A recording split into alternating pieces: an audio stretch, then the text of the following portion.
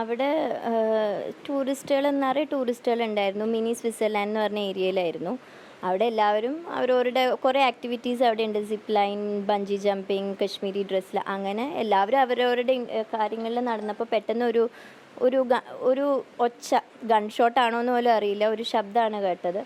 അപ്പോൾ അത് കഴിഞ്ഞ് പിന്നെ ഒരെണ്ണം കൂടി കേട്ടപ്പോൾ ഞാൻ കണ്ടു ഒരെണ്ണം മേലേക്ക് വെടിവെക്കും, മീൻസ് ദൂരെ അത് കണ്ടു. അപ്പം മനസ്സിലായി ടെറർ അറ്റാക്ക് ആണെന്ന് മനസ്സിലായി. അപ്പം നമ്മളെല്ലാവരും, ഞാനും അച്ഛനും മക്കളെയും കൂടി ഞാൻ നിലത്തേക്ക് കിടത്തി. അമ്മ ഉണ്ടായിരുന്നില്ല കൂടെ, കിടത്തി.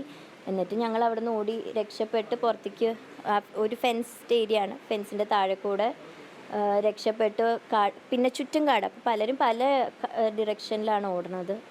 അങ്ങനെ ഓടി വന്നപ്പോൾ ഒരു ടെററിസ്റ്റ് പുറത്തേക്ക് വന്നു. ആ പ്രെമിസിസിൻ്റെ ഉള്ളിൽ നിന്ന് ഈ ഓടുന്ന ആൾക്കാരുടെ അടുത്തേക്ക് വന്നിട്ട് എല്ലാവരോടും കിടക്കാൻ പറഞ്ഞിട്ട് നമുക്ക് കേൾക്കണില്ല എന്താ ചോദിക്കണേന്ന്.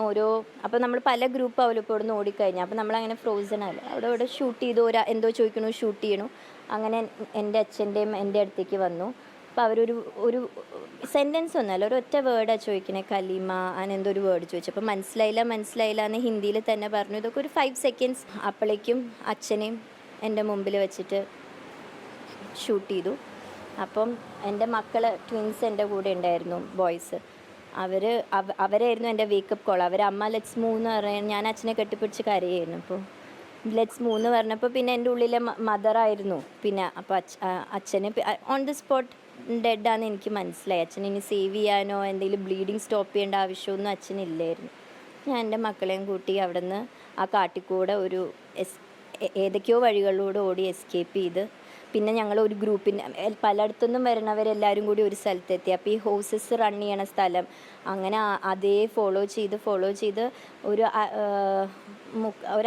മുക്കാൽ മണിക്കൂർ കഴിഞ്ഞപ്പോഴേക്ക് സിഗ്നൽ കിട്ടാൻ തുടങ്ങി.